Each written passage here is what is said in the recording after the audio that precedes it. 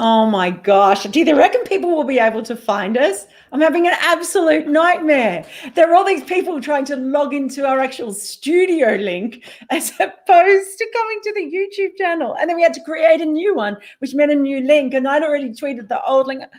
Oh my gosh, I'm crumbling under the pressure. Joe Root, that's who you are, Mel. Great when it comes to individual performances. Great when the pressure's off you. When the pressure's on, you just crack. There you go. And that too on a day when I was on time. Well, it is what it is. Let's get on with the show. Please. Hello,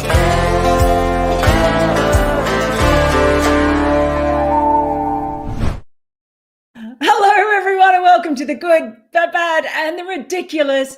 If you've been able to find us, and look, people have been able to find us, so a big few from me. That's never happened before, but that was pretty hilarious because we were on our other one and all these people are suddenly trying to join our studio. We just handed out backstage passes without asking the people who man the backstage. So well done on that, man. Yeah, I know. Muku, our bouncer, was getting rather stressed. So hello to everyone. Look, Zolfi on air has just said, it's okay, just chill. Okay, you're right. I'll just chill. But a huge hello to everyone who has managed to find us. Look, I'm just going to blame the fact that I've had a lot of very late nights recently, as have you as well, up there to the end to see India pull off yet another brilliant away victory and completely batter England in the process. It's going to be pretty hard for them to come back. Yep, another memorable win in 2021, and it just keeps getting better and better with each test win. But I'm happy that there's only one more test match remaining because you can see I'm getting dark circles. I think I've had enough sleepless nights already. Yeah, I've got some concealer, so I'll have to lend you some of my concealer. Yes, hello to all of you who are in there as well. It's really, really great to see you all making our day. Look at that. Great 5-day test cricket to witness, both showing their bowling strength in each innings. Yeah, we did see some terrific bowling all round, but we do have some nominations that were flooding in on Twitter. So let's go to some of those. Okay, we've gone to this one first. Good.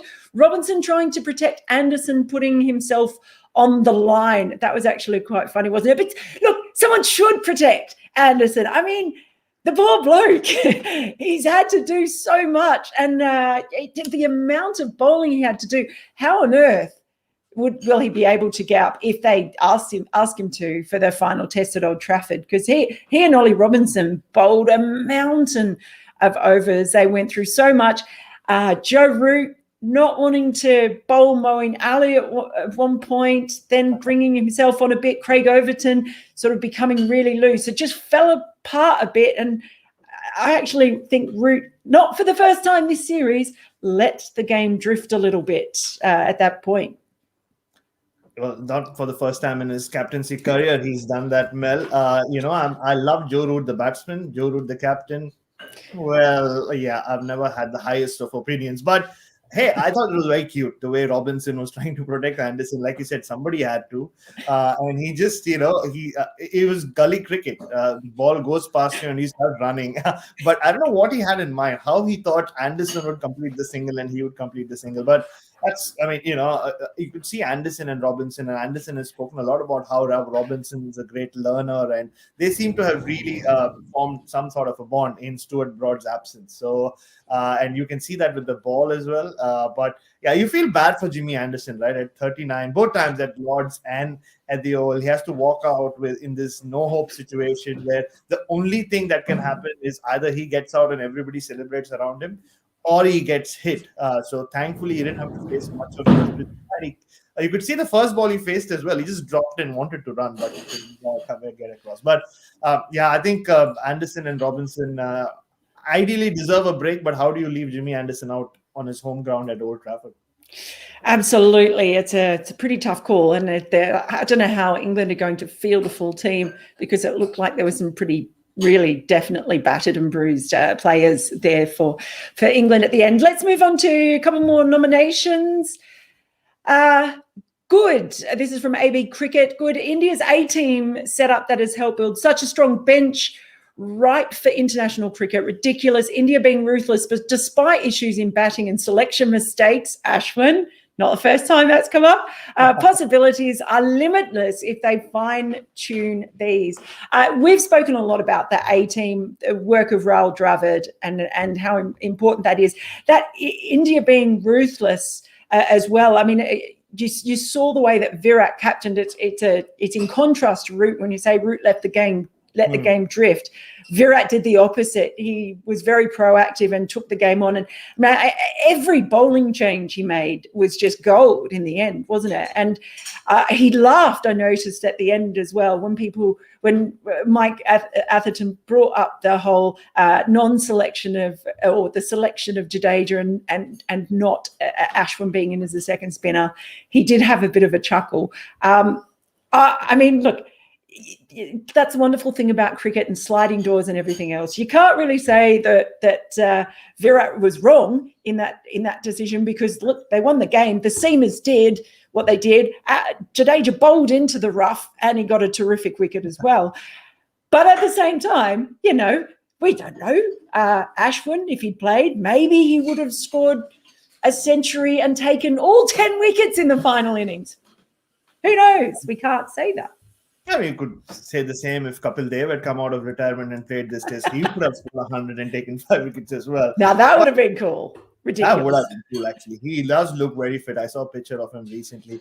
But I really don't think it was a selection mistake. I know, and I've been saying this everywhere I go for the last 5 weeks.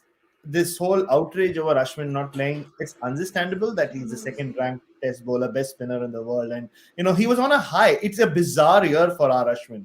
The first half, it was all about Ashwin. The win in Australia, the performances in front of his home crowd in Chennai with bat, with ball. And then, you come to England and he's not played 4 test matches. But if you look at each test match, you can definitely justify the team management's decision to not play him. But you can always argue, like you have very, fairly as well, that if he had played, he would have made a difference. It's just that India have still won. Headingley, after being bowled out for 78, it didn't matter who played, it wouldn't have made a difference. So India won another test without Ashwin, and they just seem more comfortable having the 4 fast bowlers. And Shardul Thakur, well, he was picked in place of Ashwin in many ways, and half century in each innings, wickets of Burns and Root on the final day. I think he set the test match up for India, so no complaints there. Yes, quickly about the India A thing, Mel, I was thinking about this just now. India seem to win more test matches overseas these days when they are not full strength. But at the same time, are they redefining the whole understanding of full strength? Is full strength actually having crazy depth? Maybe that's what it is. Maybe it is. It could be a combination of both. So who knows? You did mention we've got lots of nominations coming in. We will talk about Thakur as well, Lord, as everyone keeps calling him. But let's bring up let's rip through a few nominations, because we've really got a lot to get through. There's a few coming in live for this as well. Ridiculous, that post-lunch Bumrah spell. I did see one there from Rehan Shah, who says, ridiculous, the second spell from Bumrah with reverse swing.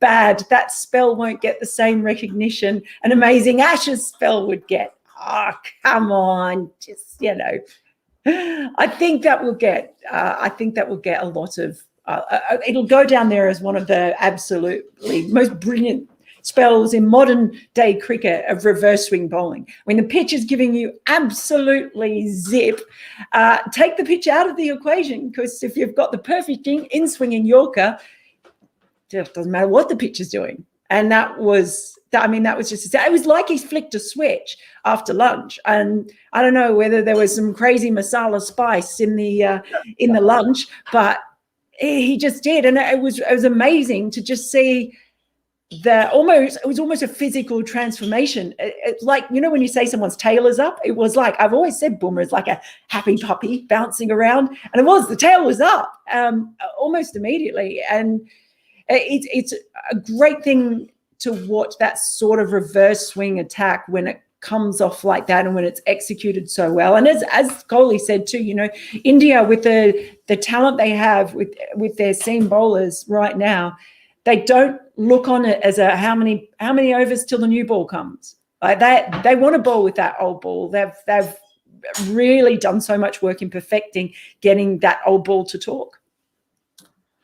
Yeah, and I'm with you there, Rehan. I don't think I'm with you, Mel, about Rehan's nomination. That should have said, because I think it will be spoken about a lot. Hey, the one over that gets spoken about the most in Test history is Michael holding to Jeff Boycott, and that didn't happen during the Ashes, but it did happen in England. So things that happen in England, or actually that happened in the Caribbean. But he's bowled great spells against England in England as well. Like we saw that toe crushing Yorker to Tony Gregg that they kept showing throughout this Test match, at least on Sky Cricket.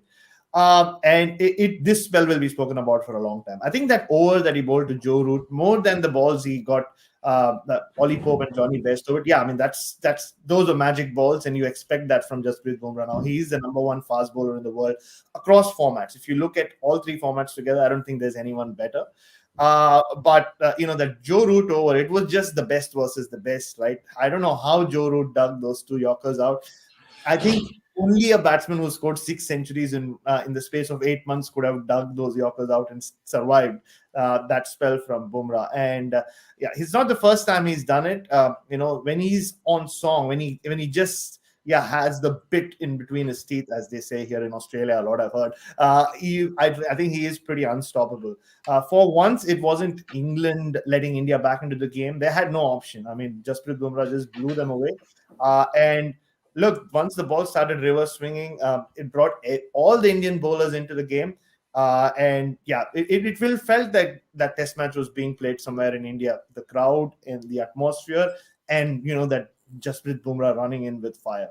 It certainly was. And just and one there from Pawan Kumar saying, ridiculous, Jasprit Bumrah Yorker to Johnny Bairstow was the ball of the series. Yeah. I'm just going to say yeah to that because it was. And we've seen some great balls this series. We really, really have. But that was absolutely super. How the hell do you play that? Okay, let's bring up another nomination, shall we? Time for one from, I'm testing, Nafal Zak. This is, can there be anything more ridiculous than Boom Bumrah's 2 magical balls to Pope and Bairstow? Absolutely. That pretty much said it all there. So next up for another nomination, Jadeja's ball to dismiss Hamid from MV Saivikas 1. Look, the thing that was just funny about that was that he bowled into the rough, and there had been so much at that. And look, although Virat Kohli said that, I mean that wasn't the sole reason. We know that. And let's forget about talk of some vendetta against Ashwin and all that sort of stuff, because I just think that's people reading far too much into their own ideas about who should be selected. We know it's been to do with India's batting more than anything else, in particular their middle order and middle lower order batting problems. And it's all about that balance of the team is a big reason. Sure, there may have been something about him bowling into the rough. It does go against a lot of conventional thinking of the off spinners, left-handers, lots of left-handers, but also probably more than that, Ashwin to left. I mean, you can see whole highlights reels of Ashwin bowling to left-handers and some of the best left-handers in the world. But it did, there was some logic in how he was matching up bowlers' footprints and everything else. But I just think, people are reading far too much into that. Jadeja did what he did in the end, and I actually thought that was quite funny. I thought it was funny that Jadeja took a ball bowling into the rough, and it was like, see, Kohli, cunning plan, 4D chess, 5D chess he was playing, 5D chess. I think he was playing 2D chess, and people just assumed he was playing 5D chess. But, it makes completely cricketing logical sense, what he said. Ashwin doesn't need to depend on the rough when he's bowling to left-handers. He has so many other ways of getting left-handers out. And if you are a left-hander and there was that rough patch, who you don't want to face is someone who's, darting it in on that spot, and you don't know what's going to happen, especially at Jadeja's pace. And I think apart from the batting as well, Mel, after that World Test Championship final, I think Kohli is just, at least his captaincy style, and the way he handles his team on the field, he's realized that if a couple of bowlers don't have a great day, he prefers having that extra fast bowler than a second spinner. And it's tough to argue against that. Like, hey, look, I'm a big Ashwin fan. I would love for him to have played each test match. But there is a lot of cricketing logic to it. There is no vendetta and this outrage. I understand. You're a fan of Ashwin. You want him to play. That's totally fine. But from a cricketing sense, India are making some really good calls in terms of selection. And they're winning test matches. And about the Jadeja ball, I have to say this, Mel. I think Haseeb Hameed, if I was Haseeb Hameed, I'll be slightly upset with Joe Root. The only reason for that is before Joe Root walked out to bat, I think the plan was simple: just bat out, just keep batting and see what happens. But after lunch, you could see that Joe Root, wanted to rotate the strike. He was looking very positive, and that kind of rubbed off on Haseeb Hameed as well. And he ended up playing a shot to a ball he didn't have to. He was just kicking them away, which meant that he cleared his front leg and tried to somehow put his bat to a ball which he was never going to get. The connection was never going to happen, and it just spun past his bat and hit the stumps. He made the ball look much, much more ridiculous than it really was. But yeah, I think we also need to speak about how well Jadeja bowled in the first innings. You compare that to Moeen Ali, who was going at 4s and 5s. He went at 2 and over, and he took 2 wickets as well. So I think it's a no. I have no arguments against Virat Kohli's call on playing 4 fast bowlers and Jadeja, especially when they're winning test matches. You can't argue it. We just all know that Ashwin would have clearly taken all 10 wickets in that final innings. Anyway.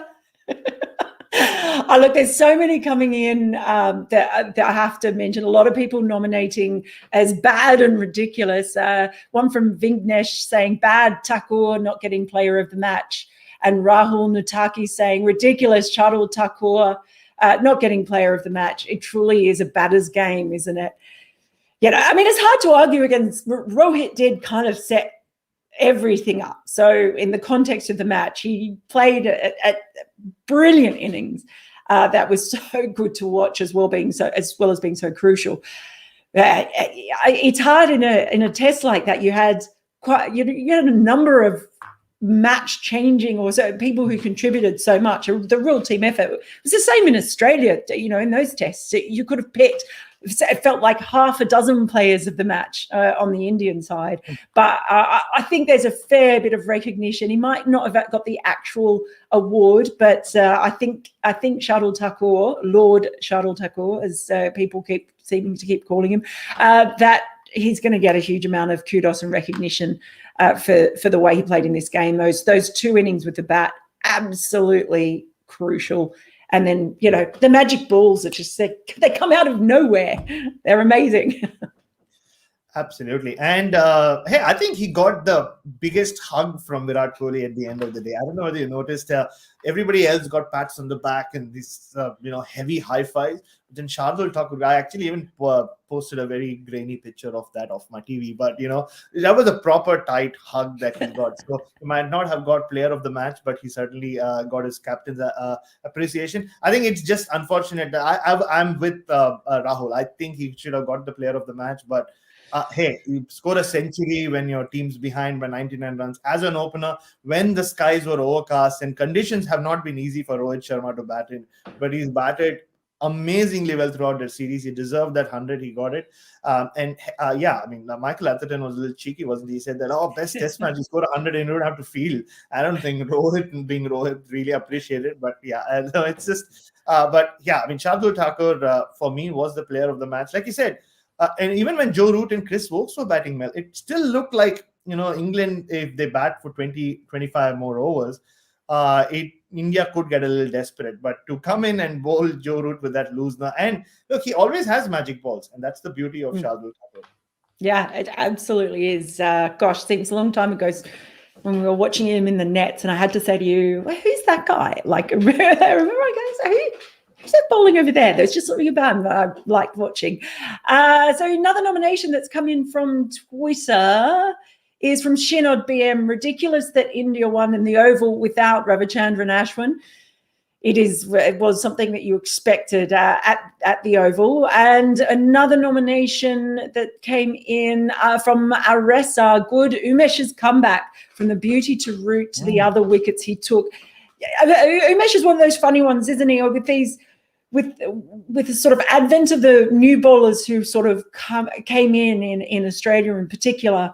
It was sort of a little bit unclear about Umesh's place in the side. I think a bit. He's kind of had to earn his way back, I think, and he took his chance, I think, brilliantly in this Test match. Certainly, again, you just look at that depth in fast bowling stocks. And what sixth man to take 150 Test wickets, or fifth male fast bowler to take 150 Test wickets for India. So it's a very underrated performer, especially in the last couple of years, and an underrated performance that not many have done that for India. And he's another one like Shardul Thakur. I remember Virat Kohli saying this in a press conference a few years ago, Mel. He said, Umesh Yadav bowls more unplayable deliveries in the nets, and you and I have seen that happen as well, than anyone else in this team, Bumrah included. And there's just something about Umesh Yadav, and he's been around for a long time. Well, he was getting Ricky Ponting out 10 years ago now, and he's still in there. They call him strongman in the team, Strongy, as a short form. Anyway, that's a terrible nickname. It is, but it's Strongy. Like, just Strongy. And that's Strongy. Strongy and Beefy put on that partnership in the first innings. Don't forget, so that turned the game around. But I mean, and they call him Strongy because he can just run in and make things happen, and he bowls magic deliveries, and he can concede runs, but when he gets it right, it is pretty unplayable. So, and just on that, man, I think it's you touched on it a little while back. That's, I think, the legacy of this Indian Test team, especially in 2021, is going to be that they just have so many heroes. They rarely depend on one individual brilliance or one individual performance to win a test. Even in India, you saw Akshar Patel, Ashwin, all of them are contributing. I think that's the beauty of this Indian team. It certainly is. I'm just going to bring a lot of comments coming in about Jinky Rahane. Videos Form Ridul says, how bad is this series for Jinx? He really seems out of sorts. Maybe he needs to be rested. Too many opening options, now a headache. Look, it's a fair question. It's a fair question to ask. I mean, I think he's a wonderful player, and you look at what he's done this year. But that they do have a bit of an issue with their middle order at the moment in England. I wonder if he might have a niggle, as they say, if he has a niggle for the final Test match. That would be interesting. That might be the only way that Ashwin plays. Do you lose anything batting wise at the moment if you bring Ashwin in for Rahane? It's a harsh thought, but Yeah, well, why not? I mean, at least it'll calm some people down. I know there's people are just getting so excited about Ashwin, which is great. I mean, you know what the beauty of this is? This is the first time in Ashwin's career that there's such collective outrage over him not playing. And I'm really, for one, very happy with that. In the past, overseas, Ashwin gets left out. This is not the first time it's happening. And people will be like, look at his record. No surprises there. But now, because of the year he's had, everybody wants Ashwin, which is great for Ashwin. But Rahane, look, I think he did play a crucial role yesterday with no Ravi Shastri and Bharat Arun at the stadium. And no Rohit Sharma on the field, no Pujara on the field. I think Rahane was the one who, as well as Virat Kohli, captained the side. You could see he was constantly going to Rahane. And hey, Rahane is just won India's famous series in Australia. So I think he played a crucial role there. Like someone else said, I don't know who said, I saw a comment, the win does extend career. When a team wins, you can get away with it. I still think, having come into this series as the highest run getter in the last World Test Championship cycle, over 1,000 runs, having made that 61 at Lords, I still think he'll get one more Test match. If he fails again and for some reason India lose in Manchester, then maybe the axe might fall on his head. But for now, I just think he will squeeze in one more Test. Well, time will tell. I was just looking for one. There was one about, I just want to quickly mention before we have our winners. Someone had mentioned Pakistan and the the sort of crazy shake-up that's happening in Pakistan, and perhaps that means that they're going to win the World T20, because we know that that's how it works. But yeah, it is. I've talked a lot about Australia's T20 selection craziness recently.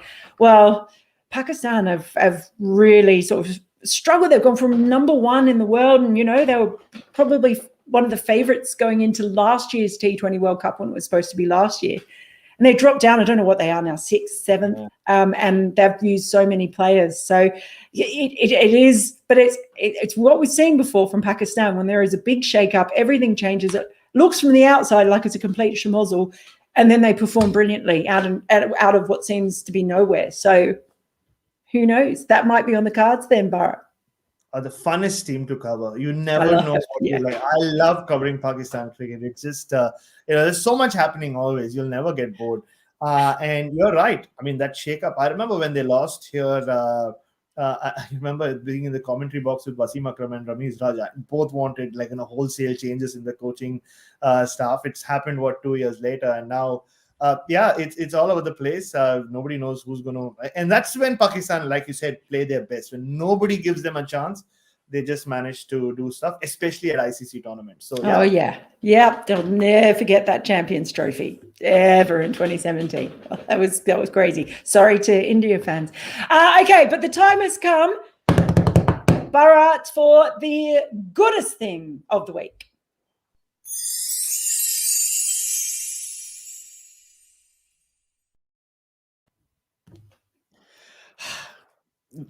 I don't think Jasprit Bumrah will ever get wings, but he looked like some English batsman wanted wings and to fly away from, facing Jasprit Bumrah yesterday. He's been the goodest thing, not just of yesterday, of the week, but maybe for the last few months in cricket. There's been so much talk about his action, and I'm just glad, like when he produces spells like that, people suddenly stop talking about his action. Have you noticed? And I think that's the beauty of Jasprit Bumrah, and he just seems to get better and better. And his reactions, Mel, after he bowled Johnny Bairstow, like when someone bowls a ball like that, you expect them to celebrate and go crazy. But the matter of fact nature of his celebration just tells you how much in control he is of his game, and at such a young age. We know he's going to open for India and score centuries as well. But who knows where this is going to end up, this Jasprit Bumrah story. It's brilliant to watch. I know where it's going to end up. It's going to end up with him being the new Ravi Shastri and opening the batting. You know it. Time for the baddest thing of the week. Hey!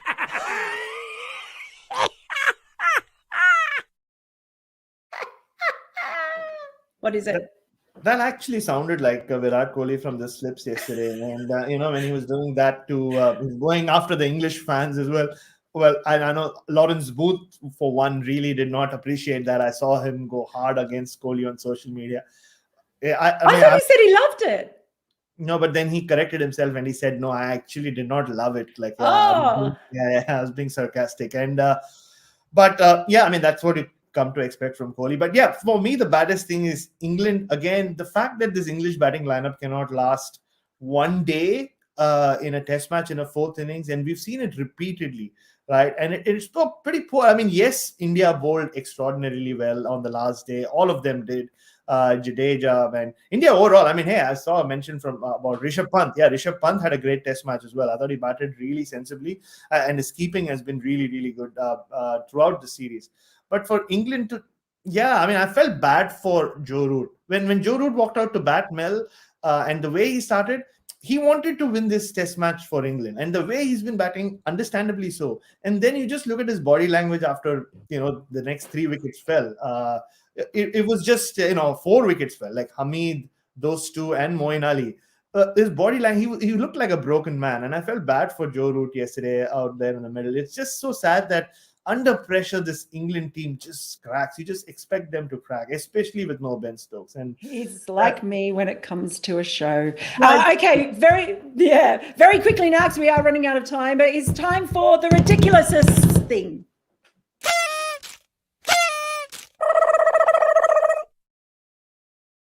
What is it, Bharat? It's Shardul Thakur. I don't know why he's called Lord. Honestly, I've covered a lot of his cricket.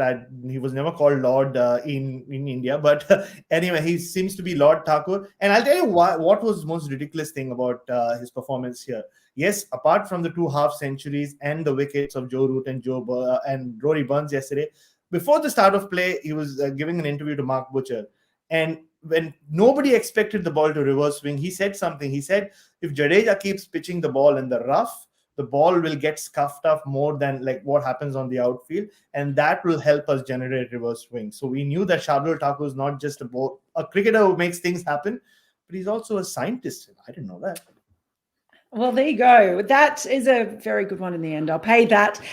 Thank you, everybody, for coming on and actually finding us after I screwed everything up. And it's been a brilliant test. And isn't it great that anything could happen, although it's going to be very hard for England to come back from that. But who knows? We thought that after earlier in the series as well. Let's see what happens. We will be back with more. So make sure that you send in lots of nominations, and we'll see you soon. Bye.